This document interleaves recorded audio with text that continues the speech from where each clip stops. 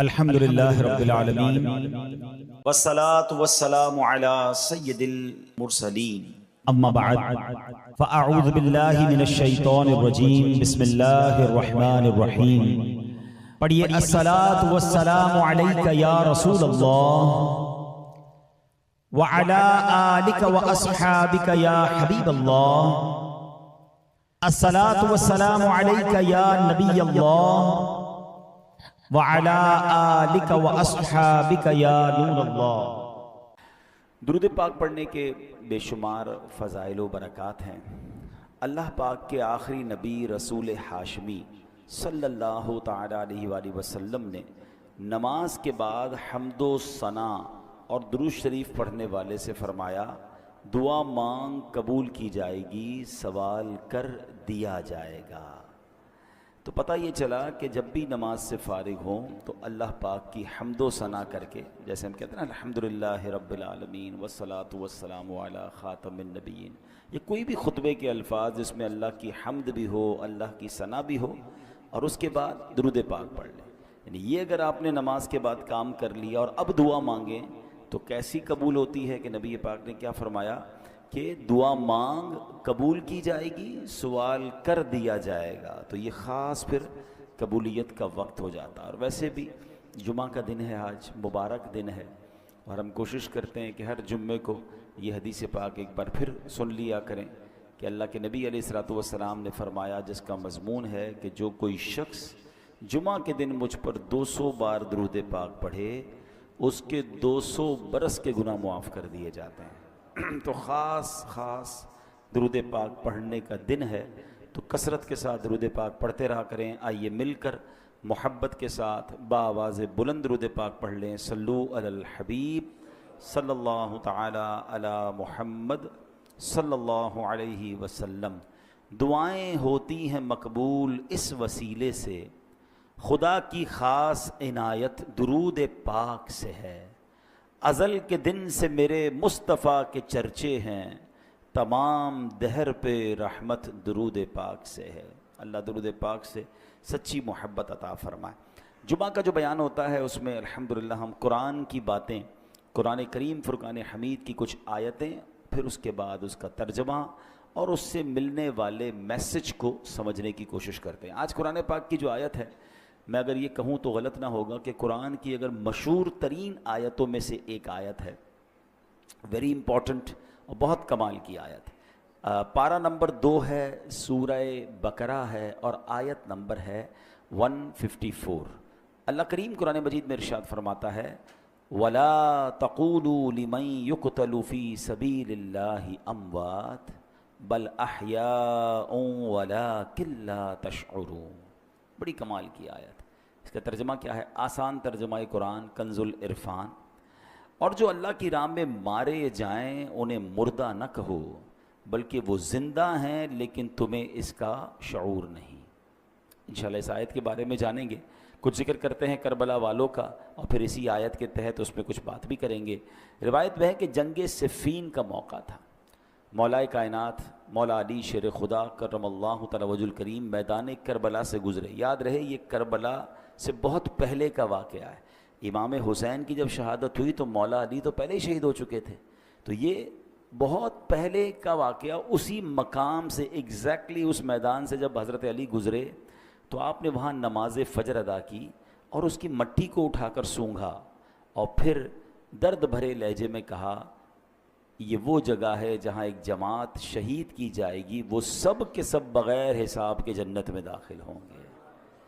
سبحان اللہ، کیا شان ہے شہدائے کربلا کی۔ اس روایت سے مولا علی شیر خدا کرم اللہ تعالی وجہ الکریم کو اللہ کی عطا سے جو علم غیب عطا کیا گیا تھا وہ بھی معلوم ہو رہا ہے، اور یہ واقعہ تو ابھی سالوں بعد ہونا ہے، لیکن مولا علی نے پہلے بتا دیا۔ چاہیں تو اشاروں سے اپنے کایا ہی پلٹ دیں دنیا کی، یہ شان ہے خدمت گاروں کی، تو سرکار کا عالم کیا ہوگا۔ اچھا، یہاں یہ بھی پتہ چلا کہ اس میدان پہ کربلا والے امام حسین اور ان کے خاندان والے آئیں گے، شہید ہوں گے، اور سب کے سب بلا حساب جنت میں جائیں گے۔ یہ بھی ان کا مقام پتہ چل رہا ہے۔ اب آتے ہیں آیت کریمہ کی طرف۔ اب کربلا میں شریک ہونے والے خوش نصیب حسینیوں کے بڑے بڑے فضائل ہیں. ان میں بعض تو صحابہ تھے اور ہمارا سچا پکا عقیدہ ہے کہ ہر صحابی جنتی ہے. پھر اس لشکر حسین میں صحابہ بھی تھے, تابعین بھی تھے, یعنی وہ خوش نصیب تھے کہ جنہوں نے صحابہ کرام علیہم رضوان کی صحبت پائی. یہ بھی بڑے اونچے رتبے والے تھے. پھر ان کا امام عالی مقام امام حسین کے ساتھ کربلا میں شریک ہونا, آپ پر اپنی جانیں قربان کرنا, یہ ایک اور عظیم فضیلت بنتی ہے. اللہ اکبر. اور پھر انہیں ایک اور بڑا مرتبہ کیا ملا کہ اللہ کریم نے انہیں شہادت عطا فرمائی. شہادت بہت بلند مرتبہ ہے, جیسا کہ ہم نے بھی قرآن پاک کی آیت میں سنا, وَلَا تَقُولُوا لِمَن يُقْتَلُ فِي سَبِيلِ اللَّهِ أَمْوَاتٌ بَلْ أَحْيَاءٌ وَلَٰكِن لَّا تَشْعُرُونَ. اور جو اللہ کی راہ میں مارے جائیں انہیں مردہ نہ کہو, بلکہ وہ زندہ ہیں لیکن تمہیں اس کا شعور نہیں. اب ذرا غور کیجئے, شہیدوں کی شان کیسی نرالی ہے. آدمی راہ خدا میں جہاد کرتے ہوئے لڑتے ہوئے مارا گیا, وفات ہو گئی, سر کٹ گیا, روح بدن سے نکل گئی, اسے کفن پہنایا, اس کی نماز جنازہ پڑھی, قبر میں اتارا. ظاہری آنکھیں دیکھ رہی ہیں کہ جناب آدمی کا انتقال ہو گیا ہے, مگر قرآن کیا کہہ رہا ہے؟ فرمایا خبردار یہ شہید ہیں, یعنی ہرگز مردہ نہ کہو بلکہ یہ زندہ ہیں, تمہیں شعور نہیں ہے. ہے نا عجیب بات بھائی, آنکھیں کہ دیکھ رہی ہیں کہ انتقال ہو گیا ہے, کفن پہنایا, جنازہ ہوا, قبر میں اتار دیا. بلکہ ایک اور قرآن کی آیت میں کیا ارشاد ہوتا ہے, وَلَا تَحْسَبَنَّ الَّذِينَ قُتِلُوا فِي سَبِيلِ اللَّهِ أَمْوَاتًا. قرآن کہتا ہے جو اللہ کی راہ میں شہید کیے گئے ہرگز انہیں مردہ خیال نہ کرنا. اللہ اکبر. یعنی کہنا تو دور کی بات ہے, اپنے دل میں بھی شہید کو مردہ بھی سوچنا بھی نہیں ہے. دو آیتیں یاد رکھیے کہ ایک جگہ کہا کہ انہیں مردہ نہ کہو, یہ زندہ ہیں, تمہیں شعور نہیں ہے. دوسری جگہ فرمایا ان کے بارے میں مرنے یعنی موت کا, یعنی یہ مردہ ہو گئے, اس بات کا خیال بھی دل میں نہیں لانا ہے. اللہ اکبر. کیوں؟ کیونکہ یہ دنیا سے چلا گیا ہے, اللہ پاک کے ہاں اب بھی زندہ ہے, اسے رزق دیا جاتا ہے. اب ذرا آگے چلتے ہیں. ڈاکٹر اقبال نے ایک سمجھ لے کہ بہت پیاری تشریح زندگی کی ہے. وہ لکھتے ہیں, برتر از اندیشہ سود و ضیاء ہے زندگی, ہے کبھی جاں کبھی تسلیم جاں ہے زندگی. مطلب کیا ہے کہ یعنی زندگی نفع و نقصان سے بڑھ کر کوئی چیز ہے. سانسیں لیتے رہنا بھی زندگی ہے, اور اللہ پاک کے نام پر سر قربان کر دینا بھی زندگی ہے. موت کو سمجھے ہیں غافل اختتام زندگی, موت کو سمجھے ہیں غافل اختتام زندگی, ہے یہ شام زندگی صبح دوام زندگی. یعنی یہ غافل لوگ سمجھیں کہ بھئی موت ہو گئی تو زندگی ختم ہو جائے گی. نہیں, بلکہ موت زندگی کا اختتام نہیں ہے. ہاں, موت ایک موڑ ہے جہاں سے بندہ فانی زندگی سے نکل کر دائمی اور حقیقی زندگی کا آغاز کرتا ہے. اور یہی ہمارا عقیدہ ہے. ہم اس دنیا میں ایک فانی زندگی گزارنے آئے ہیں. اصل تو جو دائمی ہماری زندگی ہے, ہمیشہ رہنے والی زندگی ہے, جو لمبا عرصہ رہنا ہے, وہ تو آخرت کا ہے. یہاں تھوڑا ٹائم آئے ہیں. پرابلم پتہ کیا ہے کہ ہم اس تھوڑے ٹائم کی فکر زیادہ کر رہے ہیں, اور جو بڑا ٹائم ہے اس کی فکر چھوڑ دی ہے. مثال کے طور پہ آپ دیکھیں نا کہ کچھ لوگوں سے پوچھا جائے کہ یار میں نے ایک جگہ, اب مثال کے طور پہ آپ جاتے ہیں کہیں ٹریول پہ جاتے ہیں 1 مہینے کے لیے, 15 دن کے لیے, تو آپ 15 دن 1 مہینے کے لیے جا کر وہاں گھر تو نہیں خریدتے نا.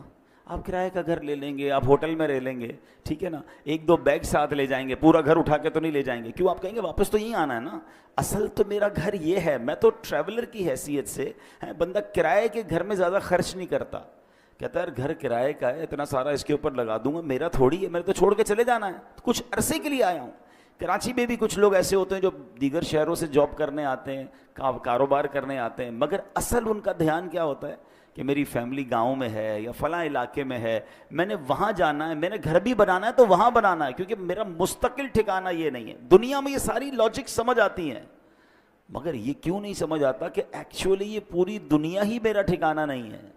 میں یہاں مسافر کی حیثیت سے ہوں. کوئی 50 سال کے لیے آیا ہے, کوئی 60 سال کے لیے آیا ہے, کوئی 70 سال کے بعد چلا جائے گا. ماں باپ کی دعا لگ گئی تو 80-100 سال اس کے بعد تو چلا ہی جائے گا نا. وہاں 25-50-100 سال کی کہانی نہیں ہے.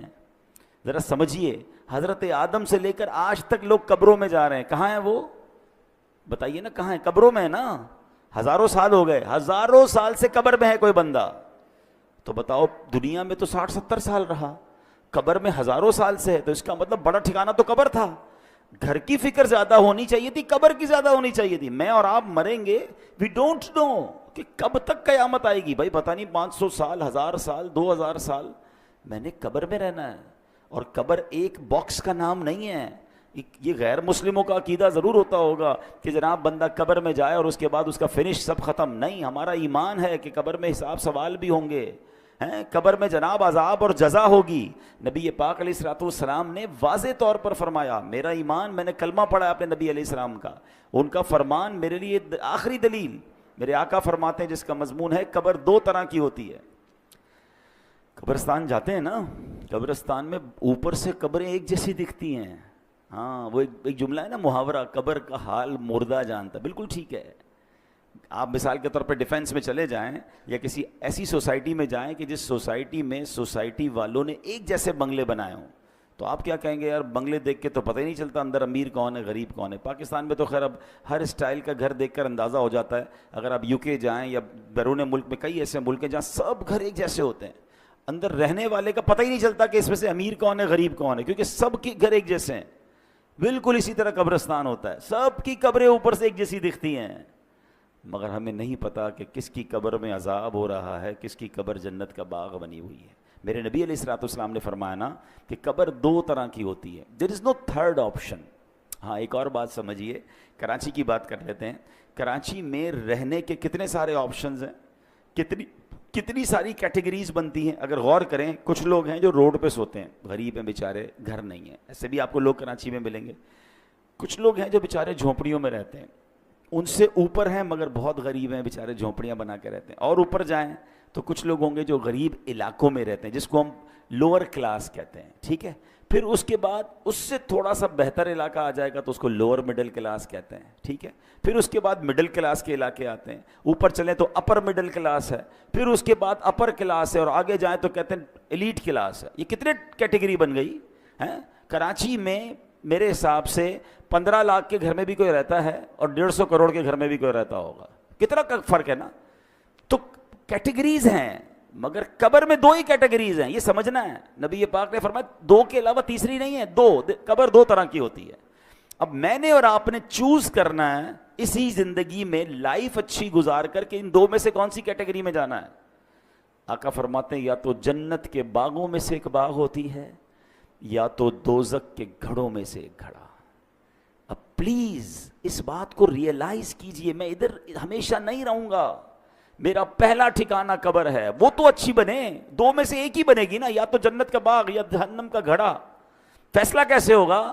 فیصلہ اس لائف سے ہوگا کہ جو دنیا میں 50 60 70 سال گزار کر لائے، وہ ایسی گزاری کہ اللہ راضی، اس کے حبیب راضی، تو پھر تو جنت کے مزے ہیں قبر میں، پھر تو ٹینشن ہی نہیں ہے. حدیث پاک کے ایک الفاظ ہیں بڑے پیارے ہیں کہ جب اللہ کا نیک بندہ قبر میں جاتا ہے نا، جیسے رب راضی ہو، تو پتہ ہے اس کو فرشتے آ کے کیا کہتے ہیں؟ نم کا نومۃ العروس، سو جا کہ جیسے دلہن سوتی ہے، سکون سے. ہاں، جنت کی کھڑکی کھل جائے اور وہ مزے میں. لیکن اللہ جس سے ناراض ہوا، نبی پاک علیہ السلام کی احادیث میں مضمون ملتا ہے. میرے آقا نے نا دونوں ہاتھ ملا کر بتایا کہ بے نمازی کو قبر ایسے دبائے گی کہ اس کی پسلیاں ٹوٹ پھوٹ کر ایک دوسرے میں پیوست ہو جائیں گی. آج کل عید کے دنوں میں یا کبھی دوست کوئی ملے ذرا جاندار قسم کا، زور سے دبا دے تو چیخ نکل جاتی ہے. تو جب قبر دبائے گی نا تو نبی پاک نے یہ فرمایا. اب یہ تو صرف بے نمازی کی سزا ہے، سود خور ہے، ظلم کرنے والا ہے، قتل کرنے والا ہے، زیادتی کرنے والے ہیں، اللہ کو ناراض کرنے والے کام چھوڑ دیں. ہم یار ہمیشہ نہیں رہیں گے، اس بات کو سمجھ جائیں. میں پھر یہ شعر سناتا ہوں، کیا کمال کی بات ہے، اللہ کرے سمجھ آ جائے. موت کو سمجھے ہے غافل اختتام زندگی، ہے یہ شام زندگی صبح دوام زندگی. اصل زندگی تو اس زندگی کے بعد شروع ہونی ہے. میں اور آپ یہاں پر آئے پھر کیوں ہیں بھائی؟ ہم ایک ٹیسٹ دینے آئے ہیں. Please try to understand. آپ سب نے ٹیسٹ دیے ہوں گے. آپ میں سے کوئی اسکول کا ٹیسٹ دیا ہوگا، کسی نے مدرسے کا دیا ہوگا، کسی نے کالج کا دیا ہوگا. ٹیسٹ روم میں ہمارا فوکس کیا ہوتا ہے؟ پیپر ٹھیک ہو جائے ہیں. کوئی اور کام نہیں کرتے, ادھر جا کے کوئی سوتا نہیں ہے تکیہ لے کے کہ بھائی چلو 3 گھنٹے کا پیپر ہے 2 گھنٹے سو جاؤں اور اس کے بعد آدھا گھنٹہ کھیل کود کر لوں, آخری آدھا گھنٹہ دیکھ لوں گا, اتنی دیر میں 2 گھنٹہ بچ جائے گا, چلو بھائی پیپر واپس کرو. ایگزیکٹلی زندگی ایسی ہی ہے. اور میں نہیں کہہ رہا میں کو قرآن کی آیت سناؤں گا, اور تقریباً وہ آیت سناؤں گا جو آپ سب نے کئی بار سنی ہوگی. وہ کون سی آیت ہے؟ اللہ قرآن میں فرماتا ہے الذی خلق الموت والحیات لیبلوکم ایکم احسن عملا.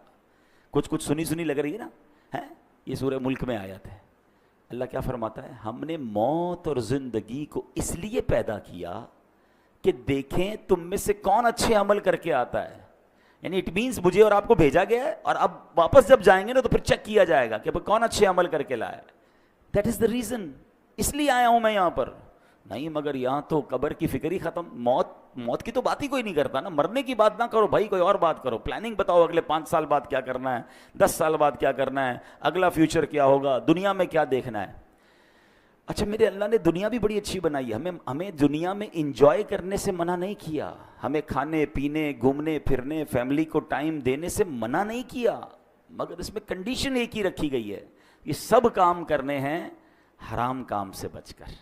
بچوں کو کھلائیں اس کا ثواب ہے, فیملی پہ خرچ کریں اس کا ثواب ہے, بچوں کو خوش کریں اس کا ثواب ہے, اپنے دوستوں کو کھانا کھلائیں اس کا بھی ثواب رکھا گیا. مگر نیت کیا ہے؟ تفاخر کی, غرور کی, پراؤڈ کی, لوگوں پر روب جمانے کی نہیں. نیت اللہ کی رضا. پھر اس کے بعد حرام کام اس میں ایڈ کر دیتے ہیں ہم. بچوں کو کھلاتے کھلاتے بچوں کو حرام جگہ پہ لے جاتے ہیں, بچوں کو خوش کرتے کرتے ان کو سنیما لے جاتے ہیں. خوش کریں نا, کس نے بنا کیا ہے, لیکن حرام چیزوں سے بچیں. تو ایسی بہت ساری ڈیٹیل ہے, لیکن میں نے بس چلے, میرا موضوع چونکہ آج شہید ہے, لیکن بات چلی تو میں اس طرف لے گیا کہ مجھے اور آپ کو بھی جس طرح دنیا میں اپنے گھر کی فکر ہے, جس طرح دنیا میں رہنے کے کل کیا ہوگا, سال بعد کیا ہوگا, 5 سال بعد کیا ہوگا, سوچتے رہتے ہیں. تو یار یہ تو سوچو قبر میں کیا ہوگا, وہاں سوالات کے جوابات دے سکوں گا کہ نہیں, میری قبر جنت کا باغ بنے گی کہ نہیں. اچھا قبر پہ ہی معاملہ ختم تھوڑی ہے, قبر کے بعد تو پھر محشر کا دن ہے, اور پھر آگے جنت اور دوزخ کا فیصلہ ہے. لیکن بڑی خوبصورت بات علماء فرماتے ہیں, قبر پہلی منزل ہے. جو ادھر کامیاب ہو گیا نا وہ آگے بھی کامیاب, یعنی پہلا ٹیسٹ پاس ہو گیا ہے تو آگے بھی خیر ہے. ادھر ہی پھنس گیا.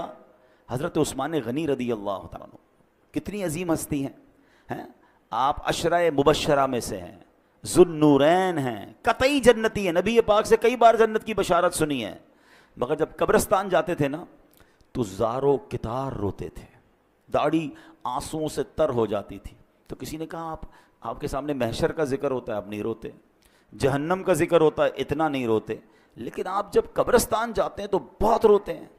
تو کمال کی بات فرمائی, فرماتے قبر ہی پہلی منزل ہے, جو ادھر کامیاب ہو گیا وہ آگے بھی کامیاب ہو گیا. تو please try to prepare beautiful grave for you.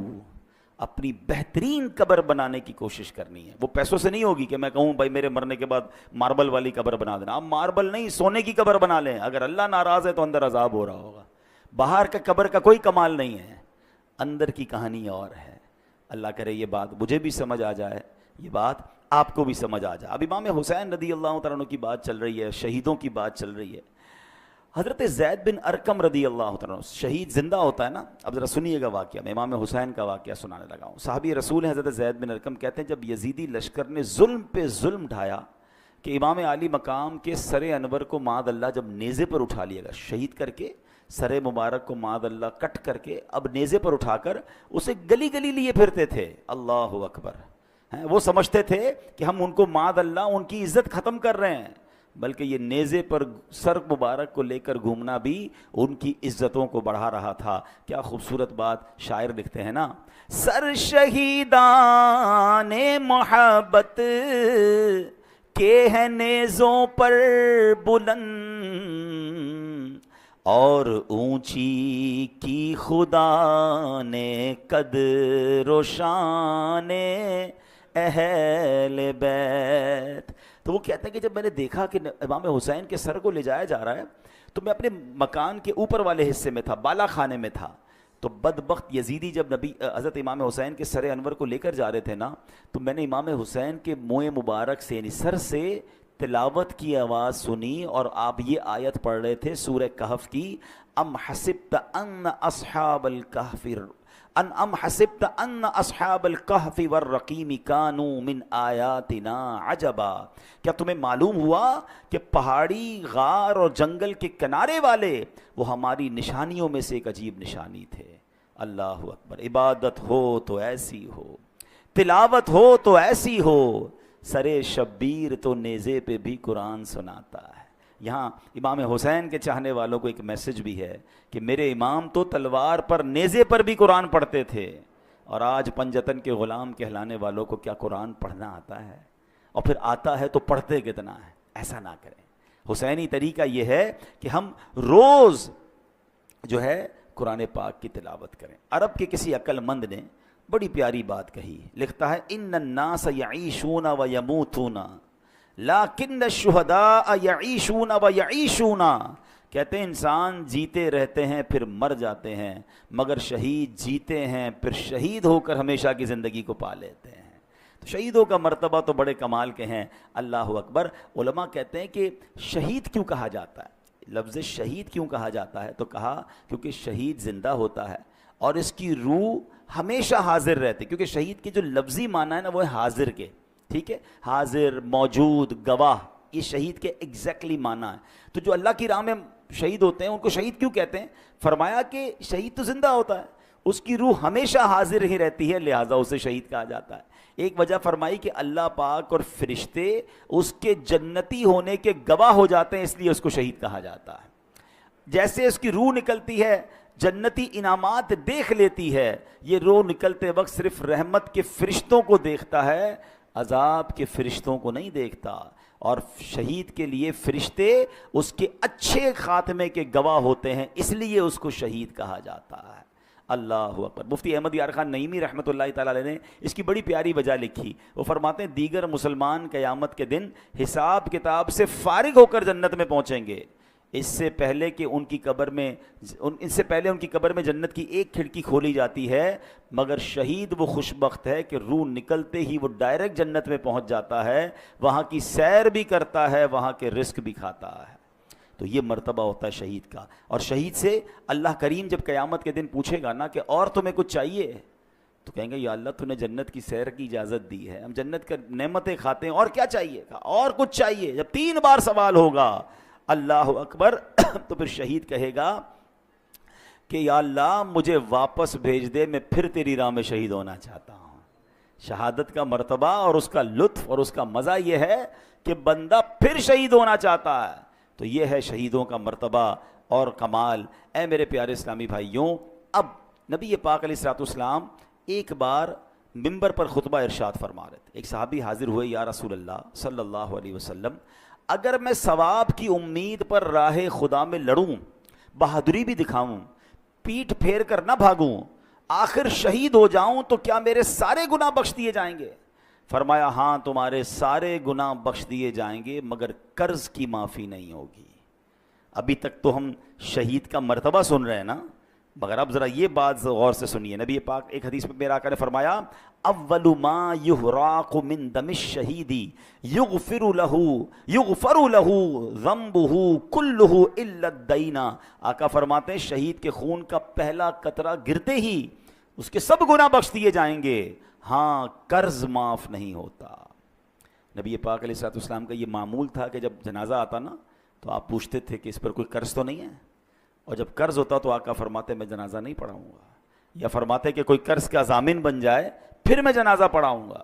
حالانکہ جس کے اوپر قرض ہو، اس کا انتقال ہو، اس کا جنازہ پڑھنا جائز ہے، مگر نبی پاک علیہ الصلوۃ والسلام اس کی اہمیت بیان کرنے کے لیے فرمایا کرتے تھے۔ تو نبی پاک نے ایک بار فرمایا، ایک جنازہ لایا گیا نا، حضرت انس بیان کرتے ہیں کہ نبی پاک علیہ الصلوۃ والسلام کی بارگاہ میں ایک جنازہ لایا گیا، تو پیارے آقا نے پوچھا کہ اس پر کوئی قرض ہے؟ لوگوں نے عرض کی جی ہاں یا رسول اللہ اس پر قرض ہے۔ ارشاد فرمایا ایسے آدمی پر میرا جنازہ پڑھنا کیا فائدہ دے گا جس کی روح قرض کے بدلے اس کی قبر میں گروی رکھی ہوئی ہے، گروی رکھی ہوئی ہو اور آسمان کی طرف بلند نہ ہو۔ اگر تم میں سے کوئی اس کے قرض کا ضامن بنتا ہے تو میں اس کی نماز جنازہ پڑھا لیتا ہوں، کیونکہ میرا اس کی نماز جنازہ پڑھنا اسے نفع دے گا۔ یعنی قبر میں روح گروی رکھ دی جاتی ہے، آسمان کی طرف بلند نہیں ہوتی ہے اگر کوئی مقروض ہو کر مرتا ہے۔ اے میرے پیارے اسلامی بھائیوں، آج کتنا یہ چیز وبا عام ہو گئی ہے، لوگ لاکھوں روپے دبا لیتے ہیں۔ کاروباری لوگ مجھے سن رہے ہیں، بعد میں یہ بیان سنا جائے گا، کبھی بھی قرض نہ لیں، قرض کی کوشش کریں کہ آپ پر قرض ہی نہ آئے، لیکن اگر قرض لیں تو پھر اسے وقت پر ادا کریں۔ ہاں آج کل تو معاملہ ہی الگ ہے نا، قرض لیتے وقت بندہ اور ہوتا ہے اور لینے کے بعد انداز ہی بدل جاتا ہے۔ بندہ کہتا ہے یہ وہی آدمی تھا جس کو پیسے دیے، بڑی منتیں کر کے بڑی ریکویسٹ کر کے پیسے لیے تھے، اب پیسے لینے کے بعد نہ فون اٹھا رہا ہے نہ جواب دے رہا ہے، بیچارہ جس کے پیسے وہ دھکے کھا رہا ہے۔ یہ نہ کیا کریں۔ روایتوں میں آتا ہے اگر کسی نے کسی کی رقم دینی ہے اور پیسے ہوتے ہوئے نہیں دے رہا ہے، ایک تو نا کہ ختم ہو گیا، اس کی الگ ایک پوری تفصیل ہے، لیکن اگر اس کے پاس ایسا کچھ ہے کہ اپنا سامان بیچ کر اپنی تمام چیزیں بیچ کر قرض ادا کر سکتا ہے تو اس کو کرنا پڑے گا، ورنہ ہر لمحے گناہ گار ہو رہا ہے، اس کے گناہوں کا میٹر شروع ہو رہا ہے۔